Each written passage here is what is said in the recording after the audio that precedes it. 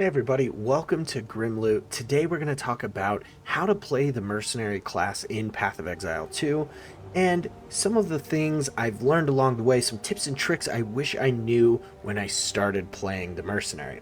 So if you're new to ARPGs or if you're new to Path of Exile 2, then this is the place for you. This video is for you. This game can be very daunting, very complex, and this is very much a video by casuals for casuals. I'm trying to create a place where people can learn the game with low pressure, low stakes, newbies and casuals alike. So if that sounds like you, then you are in the right place. I'm so glad you're here. Let's dive into it. So with the Mercenary class, the first thing is that the Mercenary class is a crossbow wielding character who sort of kind of fills the archetype of like Van Helsing or like Batman. They're kind of a jack of all trades. They have an arsenal of different abilities, each one for a different job, and that's kind of the Mercenary here. So let's talk about skills and support gems. Some of the loot you'll find mostly from defeating bosses or completing quests. You'll get these uncut skill gems. And with these uncut skill gems, you can just press box. I'm on controller. Your mapping might be different. Like I said, I'm a casual. So if it looks a little bit different on your setup, that's why. So these skill gems that you get, you will get them in your inventory. You press box to engrave a skill gem. And this is going to show you all the skills that you can have. For crossbow, I've already gotten all these, so they're not showing up here, but like, for example, quarterstaff. I could take Killing Palm and get that as a skill. The skills are the attacks that you have on your hotbar, and you're going to have various different skills as you level up. So let's take a look at my skills. So the first one that you get as a mercenary is crossbow shot. That's just kind of like your standard attack. You'll see that one here. You can engrave these skill gems and you'll see like I've got crossbow shot, loaded fragmentation rounds. So if you hit box to engrave, there's the fragmentation rounds that I have. There's armor piercing rounds. So you'll see those here. Crossbow shot, fragmentation rounds, permafrost bolts, explosive grenades, armor piercing rounds, incendiary shot. The list goes on.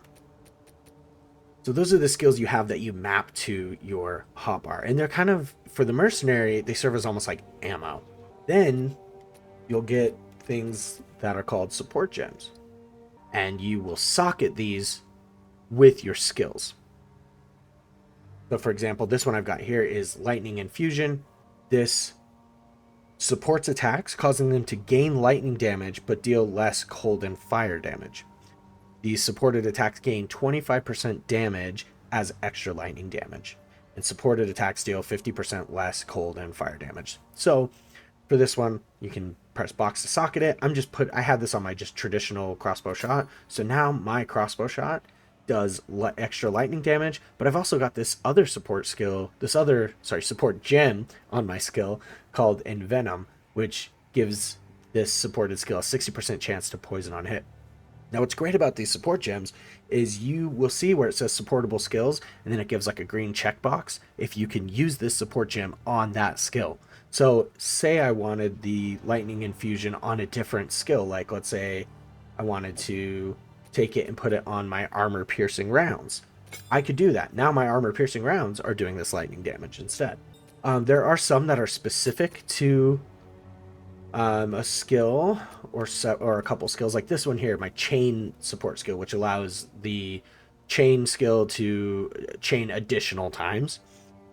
This one I can only use on my armor piercing rounds, my fragmentation rounds, and my incendiary shot. So, and my permafrost bolts. If I try to use it somewhere else, if I pick it up, it's I can't use it here.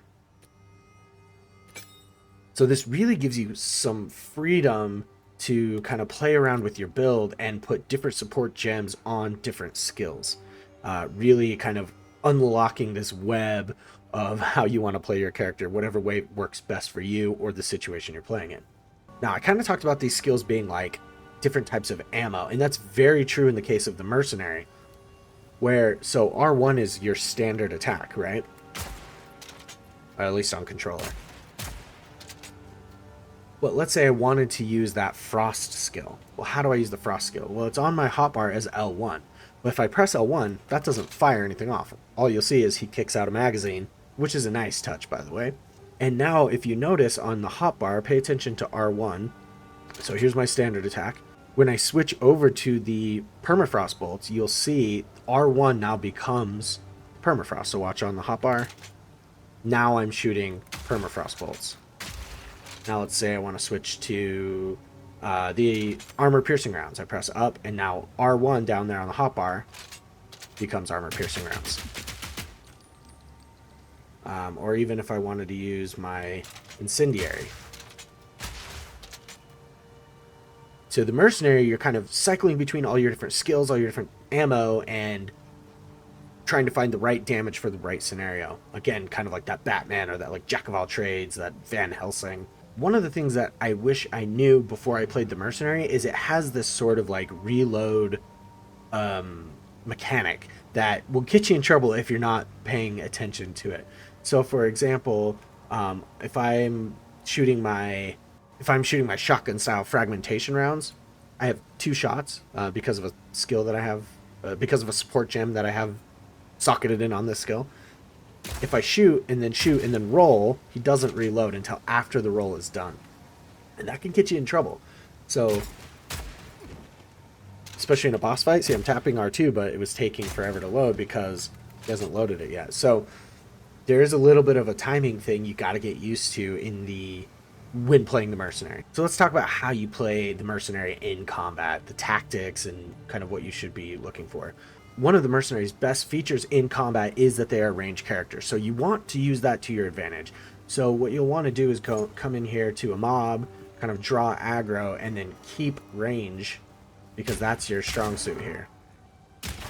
And so you'll just kind of draw their aggro, back up, and force them to kind of chase you as you fire at them.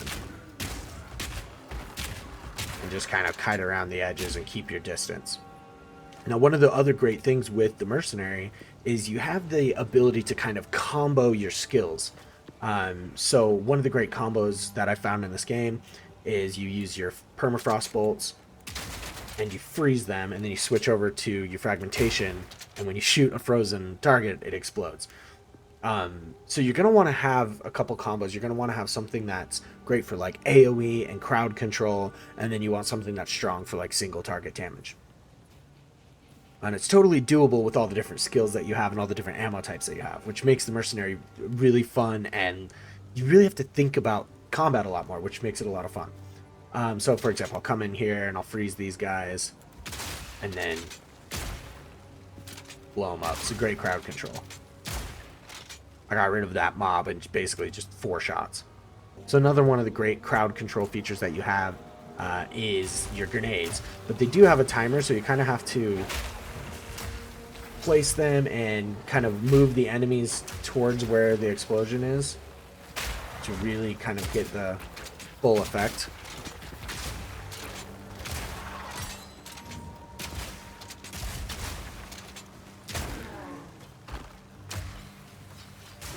We'll see.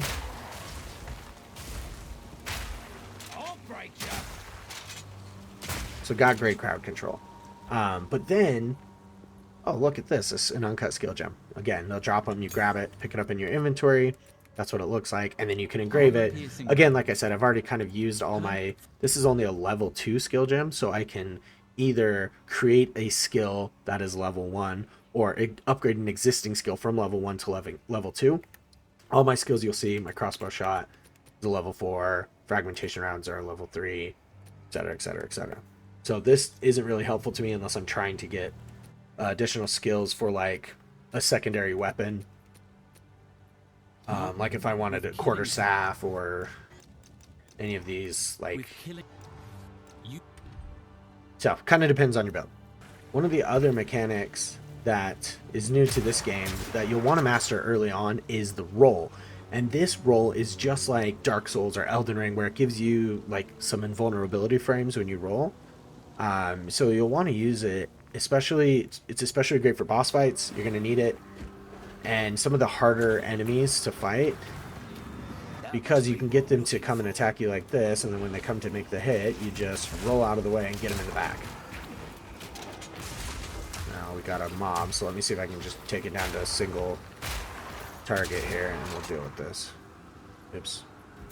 Didn't mean to kill them all. See if I can find a good example. Okay, so, for example, this swords guy here, I'll wait for him to come up and attack me and show you kind of how the roll, how you can use it to your advantage. You'll just wait for the attack motion and then roll to the side and get him in the back. Bag of bones. So again, wait, roll, get him in the back. This is really good for bosses or some of the bigger, like, kind of field enemies.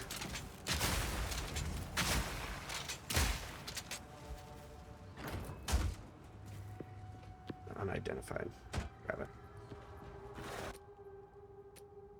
So, this is a perfect time to talk about the Scroll of Wisdom. So, Scroll of Wisdom is used to identify an item that you don't know its affixes, which are basically the additional skills that a weapon or item can have. So, for example, like my crossbow, it has an additional affix that does 1 to 8 lightning damage. So you'll take your scroll and you'll press box to use it and then put it on the item and apply it. Or they make it really nice in this game. If you've already got the Scroll of Wisdom in your inventory, you can just press box and identify it, and it just consumes one of the scrolls. So we'll just do that. Now it tells you, great, we have a 40% increased block chance. Now, I'm not running with the shield in this build, but it wouldn't be a bad idea to have it slotted in as like a secondary. And then you'll see my character now has that on his back. And you can swap between different weapon sets. So if you find that you're getting kind of wrecked in the early game, maybe switch to a shield. Just to use that raised shield skill, which lets you block damage from the front. But I'm completely happy just playing crossbow. And so yeah, box is my kind of single target, which you see is doing poison damage. Trying to see if I can find one that'll stay alive long enough. You can look at their health bar and see it turns green when they get poisoned. Let's move over to a more difficult area so you can kind of get the idea. Let's come into the cemetery. You can get an idea. So these kind of bigger guys here.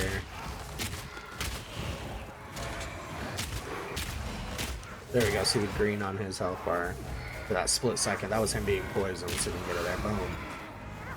And the poison effect will kind of do damage over time.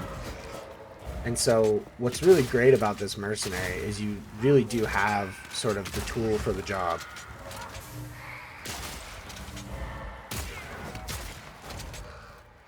Because here in the cemetery, a lot of the enemies are actually resistant to cold damage.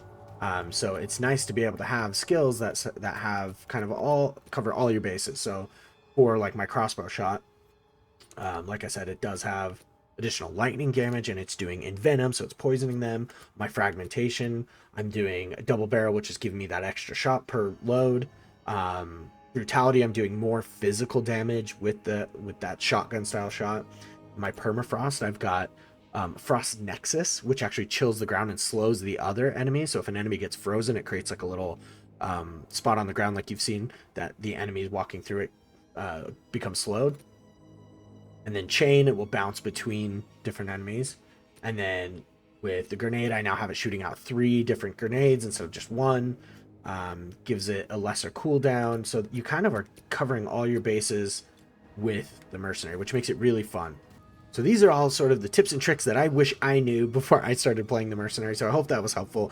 So in summary, your skills and your support gems and the ability to socket different support gems to different skills and kind of play around with the build to find what works best for you or the enemies that you're facing or the area that you're in.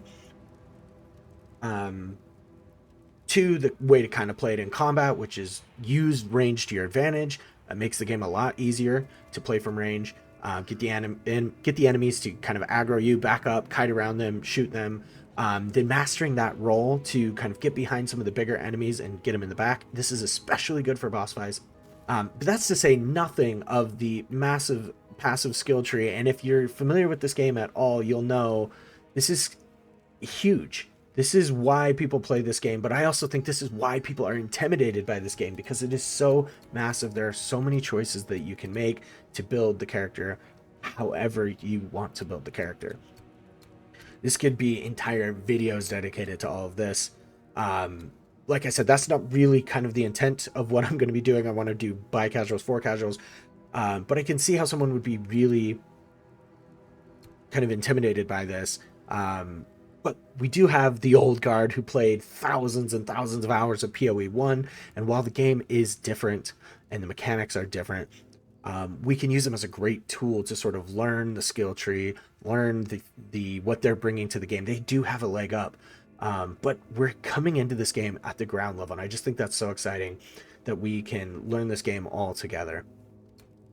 I don't even know if I'm building this right, to be honest. I don't think there's really a right way to build, but maybe an optimal way if you're looking to do damage or whatever. But it will become apparent, I'm sure, as the game goes on. If it starts getting really tough, I'll have to take a look at the skill tree and see sort of if I did not make optimal choices, or if I'm getting too much defense, not enough offense, that type of thing. So if you are looking to learn this game as a casual, as a newbie, in a low stakes, low pressure type environment, I'll hope you consider subscribing to the channel.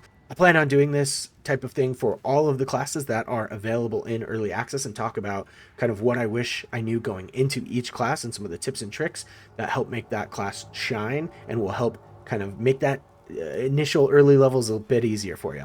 So if you're looking for that, then I hope you would consider subscribing, and I'll catch you in the next video.